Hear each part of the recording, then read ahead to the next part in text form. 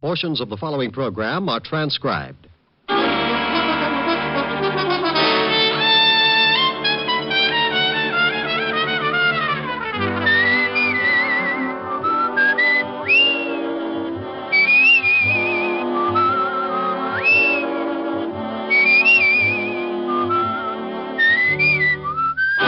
Here's Dick Powell as Richard Diamond, private detective.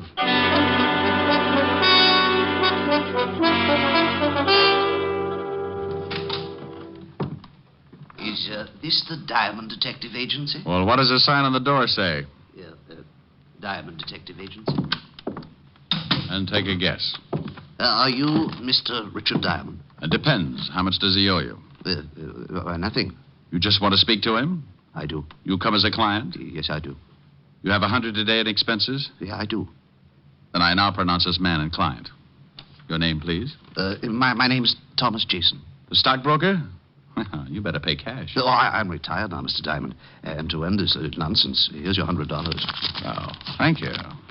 Now, what's your trouble? It's Carol, my adopted daughter. We adopted her when she was 12, but my wife died shortly after. Frankly, Carol has been trouble ever since. And now? Now, I'm afraid it is no longer a matter of delinquency. Well, there have been several incidents that make me suspect that she's trying to do away with me. Oh, sweet girl. What's her reason? My money. In my will, she is my only heir. Why not change the will? I said I suspected her, but I'm not certain, Mr. Diamond. And you understand, it would be terrible to disinherit her if I am wrong about my suspicions.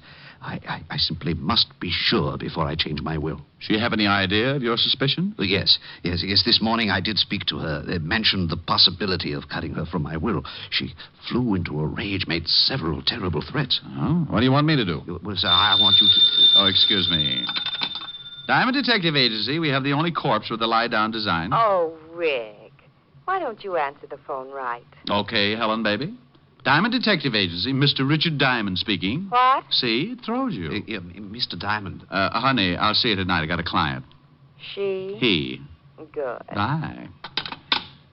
You were saying, Mr. Jason, before I was so nicely interrupted. Yes, I want you to either prove my fears to be true or groundless. If I am right, I will change my will, of course. Where do I start? Come to my house at 3 this afternoon. Here's the address. I'll introduce you to my stepdaughter, Carol, as a business acquaintance. After you've met and talked with her, I'll give you what details I have about her threats and actions. Okay, Mr. Jason, I'll be at your place at 3 this afternoon. Good day, Mr. Diamond.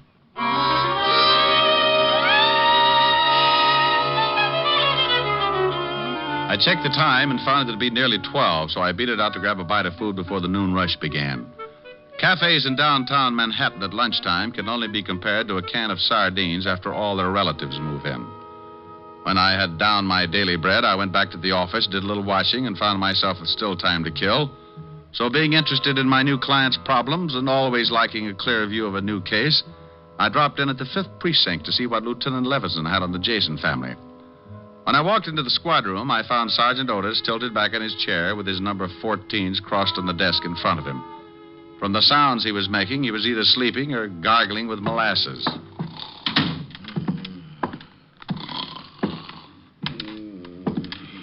Sergeant Otis.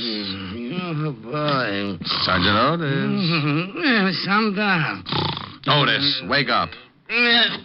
What? Oh, it's you, Silas. Patrol Leader Diamond with his stout-hearted brownies who were shocked by your dreams.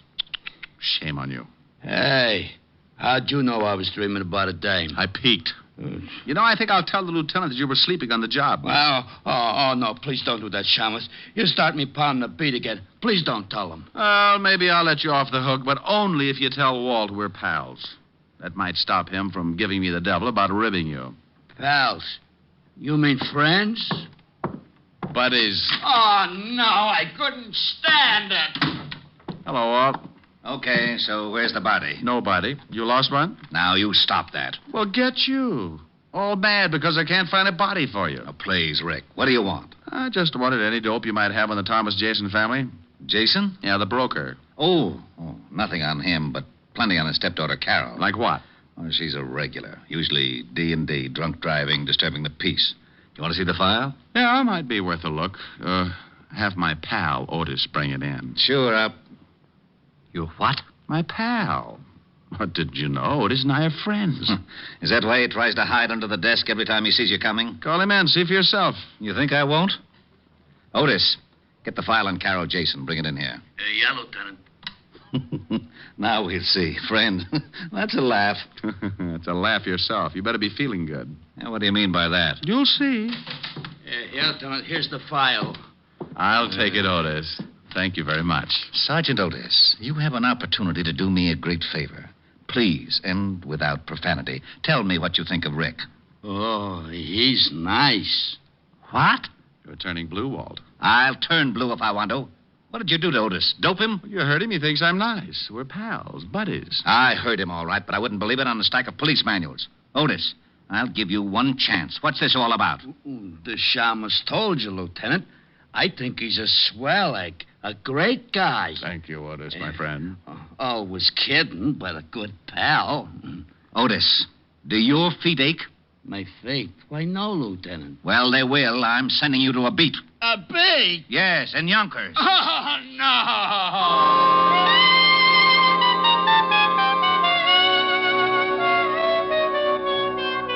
I went through the file on Carol Jason and found out Walt hadn't been kidding. She'd been picked up for everything from kicking dogs to slugging her boyfriend with a champagne bottle. Real nice girl. I left Walt trying to third-degree the truth out of Otis and headed for what I hoped would be a nice, easy case. In a few minutes, I was in front of my client, Jason's house on East 66th Street. It turned out to be a modest little shack of some 30 rooms with a brownstone cover. I was ushered in to wait in the library for Thomas Jason, but I got a surprise. Mr. Diamond? Well, now, I'll bet you're Carol. Your stepfather's told me so much about you. You're a friend of my stepfather's? Well, you might say we have things in common. Where is he? I'm afraid you can't see him, Mr. Diamond. You see, he's become quite ill. Oh, ill so quickly? I talked to him a few hours ago. He's about as sickly as Paul Bunyan. Mr. Diamond, will you please leave? Not until you tell me what happened to Jason, where he is, and why I can't see him. Get out. Do you hear me? Get out. Oh, put a cork in it, honey. Your father suspected trouble. Apparently it came quicker than he thought. Me, I want to know all your little secrets. Just who are you? Policeman? Private policeman, dear. Your father hired me this morning. Well, I'm firing you this afternoon. Father's ill, and I will not allow him to be disturbed. He paid me for a day's work. Tomorrow you can fire me. Is he here? No. Now, will you get out, or do I call the real police? No, maybe you'd better, dear. There's a smell around here that isn't a room full of roses. All right. If it's going to save trouble, I will tell you this much. Father had a serious mental condition. This afternoon, a couple of hours ago, he had an attack. And I was forced to have him taken to a place where he could be treated properly. With what? Embalming fluid? Why, you insulting. Where was he taken? Who's the doctor? I think I've answered all the questions I need to, Mr. Diamond. My actions are entirely legal. If you persist in your insinuations, I shall see that your license is revoked and that you are charged with defamation of character. Oh, get you. You've been reading up on the law, and I'll bet I know why.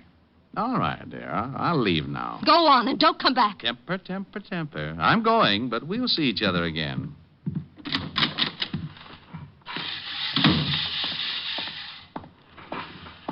Hello, Pop. Got a minute? I reckon so, mister. What's on your mind? Oh, questions. Like how long you been out here mowing the lawn?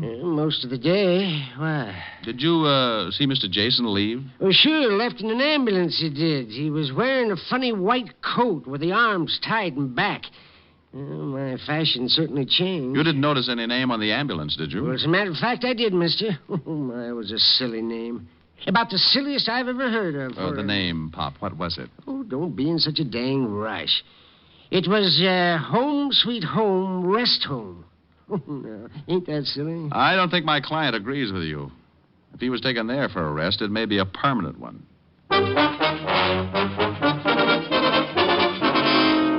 Next stop, a drugstore with a phone book. Said book gave me the address, and I was soon in Baychester, looking at something pretty swank in the way of nut houses.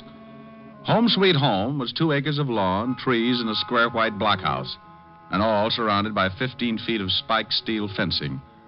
By this time, the setup was really beginning to smell, and I decided that maybe a shamus might not be welcome. So, for a moment, I stood by the big gate debating how I could get in. The answer was fairly simple. I rang the bell. It caused a huge character wearing a white jacket with arms like hairy telephone poles to appear. Yeah? What can I do for you, mister? Let me in. Why? This is a rest home, isn't it? Yeah. Well, I want to rest. Oh, funny. Beat it. I want to speak to the doctor, King Kong. Is he in? Maybe, maybe not. Who wants him? I do. Who are you? Let's just say I'm a patient. You going to keep me out here dying of schizophrenia? Dr. Thorne is busy now. Come back later. Look, in 1 minute I start throwing fits. Think how that'll ruin your trade. Yeah, the doc wouldn't like that. Maybe you had better come in. Now, that's right neighborly of you, friend.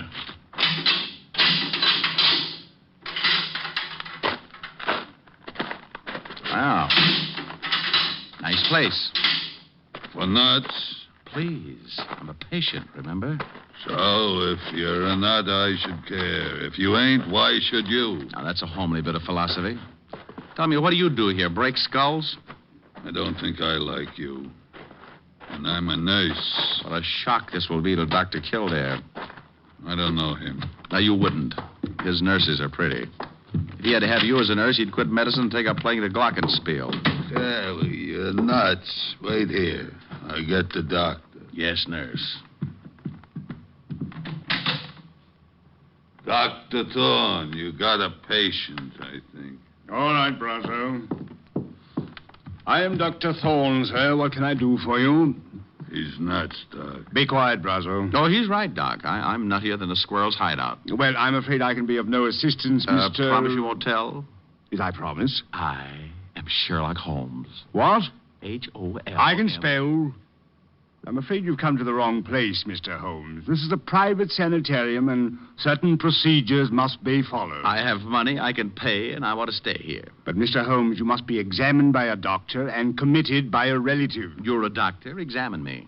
But your relative, you can't commit yourself. Why not? I demand my rights. Oh, this is preposterous. This is not a hotel. You can't just come in and register. Tell me, who's your doctor? Where is your home? Well, look. Tell you what. You let me stay here for the day, and I'll tell you who my doctor is. And if you don't let me stay, I'll tell everyone what a bad place you have. You said something about having money. Just how much money? I've got a mattress full. Can I stay? Perhaps it can be arranged. Though, of course, I must examine you. Of course. And there will be a certain fee, you understand? I'm beginning to. Tell me, Mr. H-O-L. Stop! You certainly are most annoying. Tell me, why do you want to stay here anyway? Well, I've got to stop the plot. The plot? You know about that? Sure. You planned to rub out Fearless Fosdick, but I'm not going to let you. Oh, I see. Tell me, do you have any dreams? Well, of course. I have dreams about eating ice cream cones, and oh, what a mess they are. What's so messy about eating an ice cream cone? My mouth is always filled with BBs. BBs? For my air rifle, stupid. How else could I stand off the Indians? Well, what Indians? Well, the Indians who want to steal my ice cream cones. Now, why would Indians want your ice cream cones? Oh, they're mad about pistachio. You are crazy, aren't you? Brazo, take Mr. H-O-L. Oh, never mind. Take him to observation room B, Brazo. I don't have time for the examination now. Wait, can't I be with the other patients? I get lonely. Later. Come on, Sherlock. This way.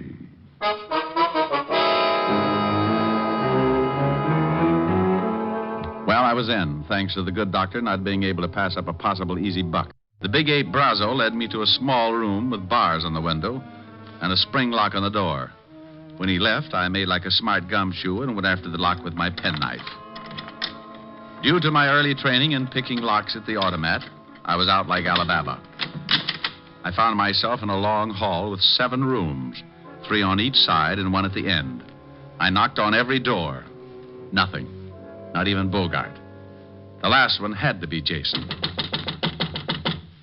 Are you in there, Mr. Jason? Diamond. Oh, I am glad to hear your voice. Please, get me out of here. Just take it easy.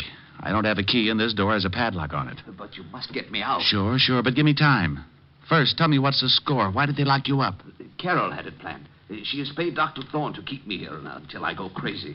She wants to have me judged legally insane so she can take the estate. Yeah, well, maybe I can put a few kinks in her plan. Wait, Diamond. Where are you going? There's a phone in the doctor's office. If no one's there, I'll use it to get help. Yes, but what if you can't get to the phone? And I go out and get the Marines. If I can get by that ape man, that locked gate. Don't go away. Oh, there you are, Sherlock. Oh, don't pick on me. I was only 3.5 years old. I'm upset with you, Sherlock. You oughtn't to be running around the halls like this. A guy's got to have his constitutional, Brazo. Yeah, well, you're through with yours. The doc wants to examine you now. I've changed my mind. I don't think I'd like it I said here. the doc wants you. What the doc wants, he gets. Well, bully for him, but this is one time you won't. I'm leaving. I don't want to break your arm, Sherlock. No? So you don't leave until the doc says so. Well, I'm sorry to disappoint him, but certain things are necessary, like this. Oh. Now, you shouldn't act like that.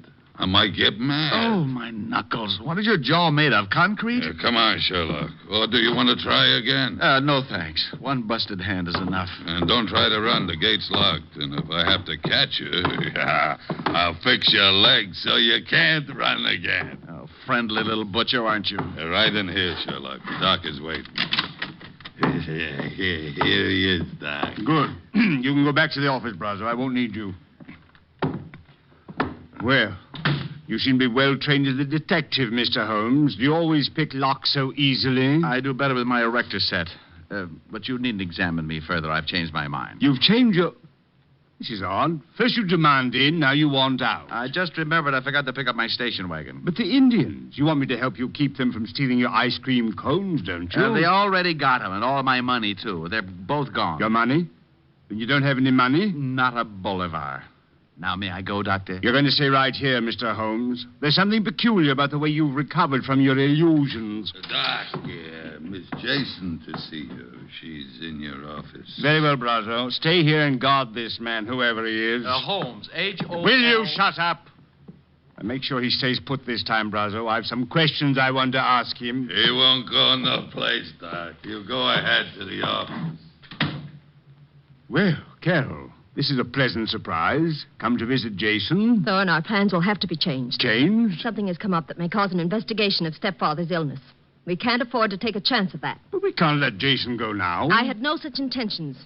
He must be taken care of tonight. Taken care of? But that's impossible. How could He must be gotten rid of. What? Oh, no. No, I didn't bargain for murder. Look, Thorne, you're in and you stay in. I've paid you $10,000. Don't forget it. But why all this sudden rush to change our plan? Why can't we A do private it? detective came to see me this morning. He was hired by stepfather. I knew he had suspicions, but I didn't know they'd gone so far. A detective? Oh, he can't act legally, but he's the sort to cause trouble. Detective. Private detective. Sherlock Holmes. Rambling about. I'm afraid we're in serious trouble. Come with me. What? Your private detective. I think he's already found Jason. Come on. You wouldn't like to earn $100, would you, Brazo? No. It is you, Diamond. Uh-oh, fun's over. Thorne, you fool. How'd you get in here? He said he was a patient, Carol, and I swear he seemed crazy enough. He probably said he had money. You seem to understand each other, honey, but do you mind? I'd like to take Mr. Jason home For now. a couple of extra dollars, you let him walk right in. Oh, Thorne, you're an idiot. I suppose he's found Jason and talked to him. Well, he did get out of his room and wander about. Well, that's great. So now he knows the whole works. Too bad, baby. Your plan is kaput. Not quite, Diamond. You've just talked yourself into real trouble. This gun says for you not to get any bright ideas. My IQ just dropped 30 points. Shut him up, Brazo. Sure. Hey, now, wait a minute. Oh! Now stay with him while Thorne and I make arrangements. We won't be long. Do I get the... Yes, Brazo, when we're ready. Come on, Thorne. I want to talk to stepfather.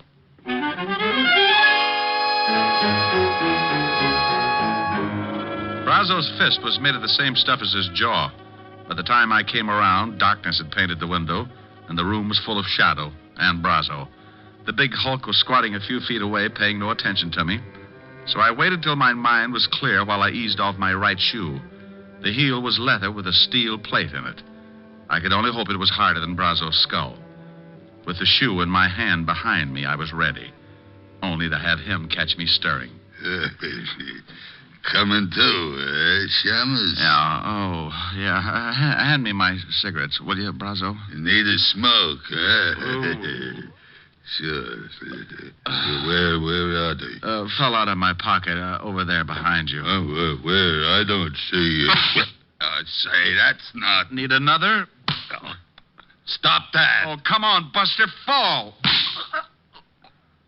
Well, is little old Brazo finally getting sleepy? Happy New Year, Buster.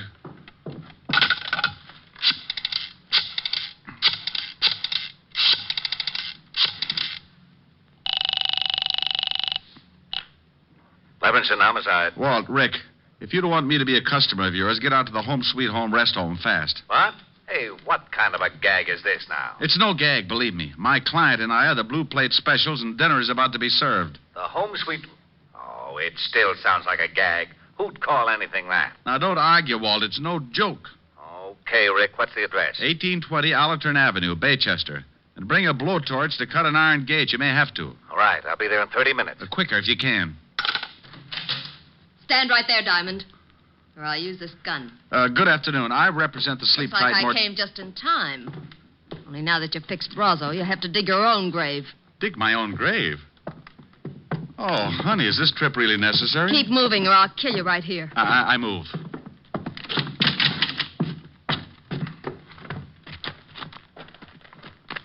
Keep going.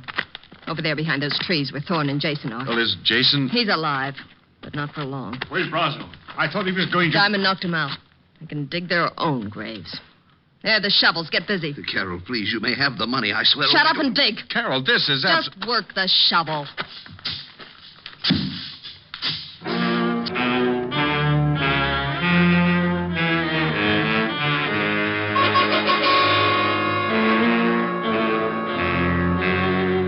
Can you imagine Richard Diamond, private detective, letting a sawed-off female make him dig his own grave?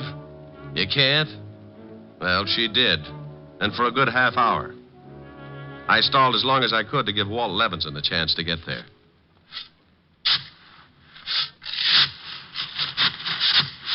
That's enough. I said that's deep enough. Oh, please, I'm just started. You're finished. Jason, get into that hole with him. Very well. I guess this is it, Diamond. Sorry to have dragged you in. Well, that's a horrible way to say it. Don't we get time for a last cigarette? No. Thorne, take this gun. What? Oh, no, I'm not going to kill them. Shut up and take this gun. Oh, don't do it, Thorne. Be a man about it. Here, Thorne. Don't be such a weakling. 2 shots and it's over. No, it was your idea. I'm no murderer. Atta boy, stick up for your rights. You shut up. Thorne, do you do the job or do I make you number 3 in that grave? You wouldn't dare. You need me. Atta boy, Thorne, tell her. Go on, Thorne. Take the gun. No, I can't. I just can't. Not like this. You weakling. I'll do it myself. Now, turn around, Diamond. Oh, now, look, baby, this thing's getting out of hand. You shoot me and the law will be all over the place. Not until I've filled that grave in over you. I called him, baby. Oh, you're lying. Am I? Well, just turn around and take a look at that lovely big fat policeman standing over there by that tree. You really don't expect me to fall for an old stunt like that. Well, if you don't, you'll fall for something. It's your funeral. No, it isn't. It's yours. All right, lady, drop it. What? Why, you... Smarty. I'll kill you anyway. Carol.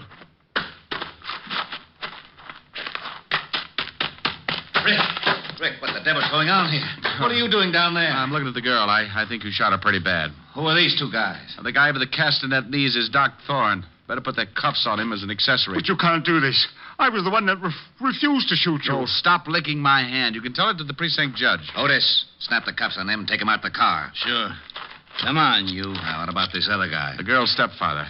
How do you feel, Mr. Jason? Sick, Mr. Diamond. How about the girl, Rick? Shall I call the ambulance? I don't know. Carol. Well, Rick? Take your time, Walt. She's not with us.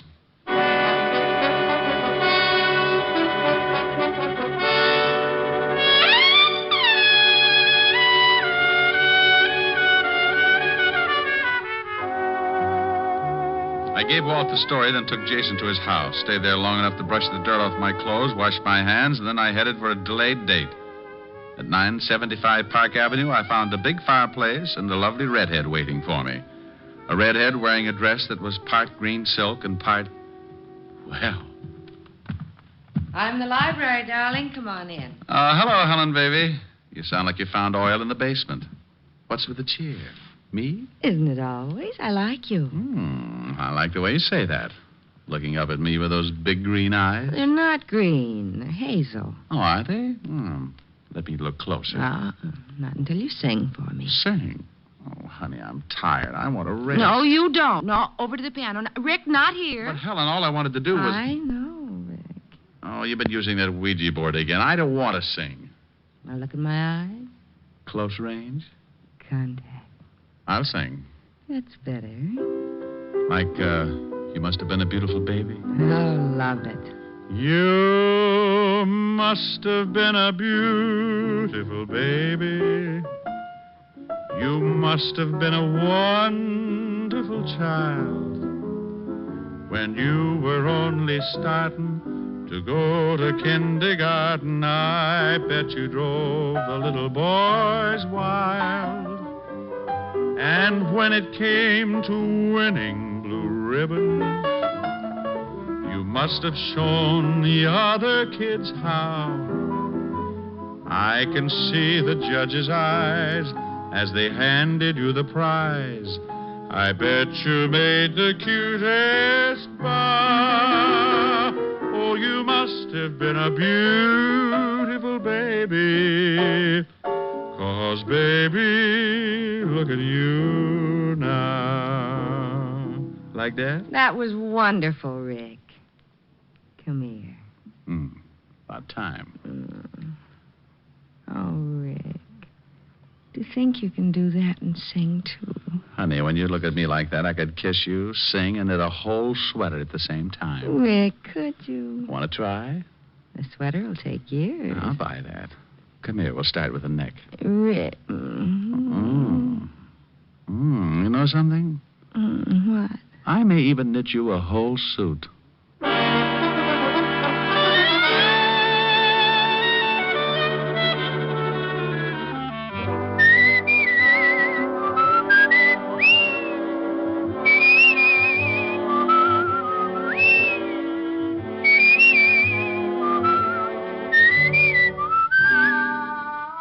You have just heard Richard Diamond, Private Detective, starring Dick Powell. Helen was played by Virginia Gregg, Lieutenant Levinson by Ed Begley. Also in our cast were Wilms Herbert, Hy Averback, Betty Moran, Howard McNear, Edwin Max, and Jay Novello. Music was under the direction of Frank Worth. Tonight's story was written by Herb Purdom and edited and directed by Blake Edwards. Portions were transcribed. Dick Powell soon will be seen in the screen version of the best-selling novel, Mrs. Mike. Now, this is Eddie King inviting you to be with us again at the same time next week when we will again bring you Dick Powell as Richard Diamond, Private Detective.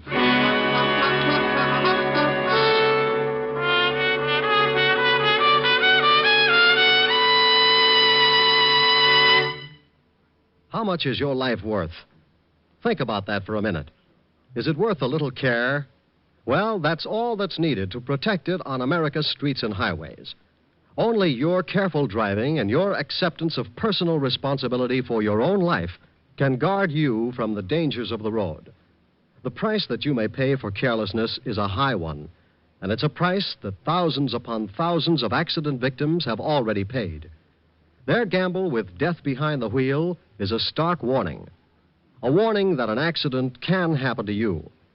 Last year alone, some 32,000 persons were killed in traffic accidents, and well over 1 million others were injured. Smash-ups have averaged more than 1 a minute, every minute of the day and night. These are the facts of traffic dangers. As for the facts of traffic safety, well, they all boil down to just 2 facts. Careful driving by automobile owners, careful walking by pedestrians. So drive carefully, walk carefully. The care you take may save a life, and that life may be your own. Saturday night is packed with entertainment when you stay tuned to NBC's star lineup of shows. Each Saturday, make it a point to listen to NBC. You'll hear Hollywood Star Theater, Ralph Edwards' Truth or Consequences, Your Hit Parade, A Day in the Life of Dennis Day, The Judy Canova Show, Grand Ole Opry, and songs by Morton Downey. Now, stay tuned for Lionel Barrymore and Hollywood Star Theater on NBC.